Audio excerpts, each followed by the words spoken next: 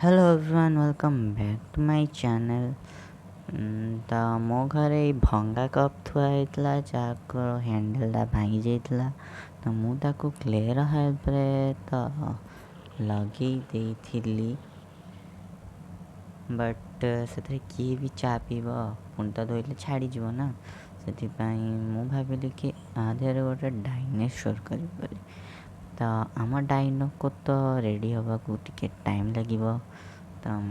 Clay प्रथमे ता हैंडलटा को तैयारी करदेली आउ पुणी क्ले भितर टिश्यू पेपर को पूरेकी टिके ता मुंड करदेली। एबे जो पार्टटा करुच्ची मु टिश्यू पेपर को क्ले माने कवर कर देइची तापरे ता लांजटू को तैयारी कर देइची आउ पुणी से क्ले छोट छोट गोल करी ता आखि को भी तैयारी कर देइची तापरे तार टिके डिटेलिंग्स ता भी ऐड करी देबा। हाँ मो पाखे एमती का आहुरी भी बहुत सारा कप्स अच्छी तो कमेंट रे जणातु आगु मुझे कप्स रे कौन तैयारी करी तो करी आ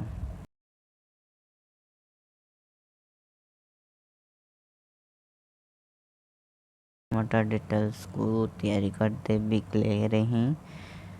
ता बॉडी रे भी गोल गोल वाला कुछ किछटा थिला तो हाँ मत आइडियाटा पिंटरेस्ट रू ही मिली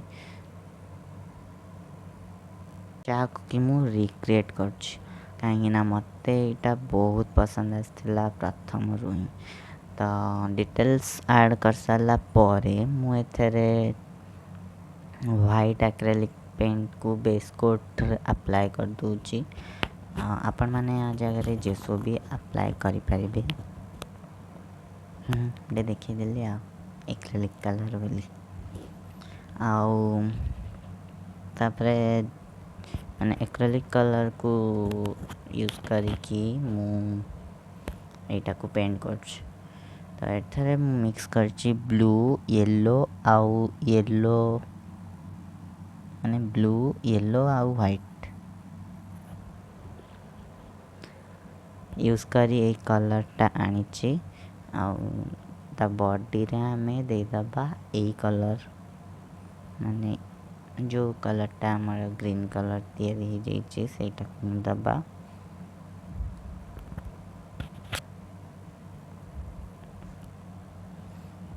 नेक्स्ट मु ना ता लांजरे टिकी डिटेलिंग्स करवा भूली जाइतली सेथिपाई पुणी फास्ट रू ही क्ले को आनी ताको टिके दली पुणी थरे ता लांजर डिटेल्स को भी ऐड करुची आउ ता गोड़ करिया को भी भूल जाइतली तो लास्ट को ही मु ता गोड़ भी करदेली। हाँ तो गोड़ को भी मु एमती क्लेर यूज करिकी गोड़ को भी कर देइछि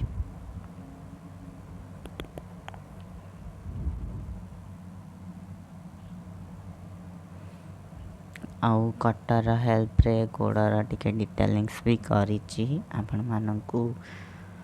आगु को देखा जिवो माने देखि परिबे केमती मु करिछि एमती हमरे डिटेल्स को ऐड कर दीजिए तो गोड़ रे डिटेल्स ऐड कर सारा परे मु जो ता बॉडी रे गोल गोल टाइप रो किछि क्लियर करथिली ताकू आमे येलो कलर रे पेंट कर देबा तापरे ता लांजो को भी येलो कलर रे पेंट करिकी लास्ट को ता आखि को भी पेंट कर दबा तो आशा करूँ कि आपण मानक मो वीडियो टी पसंद आसथिबो तो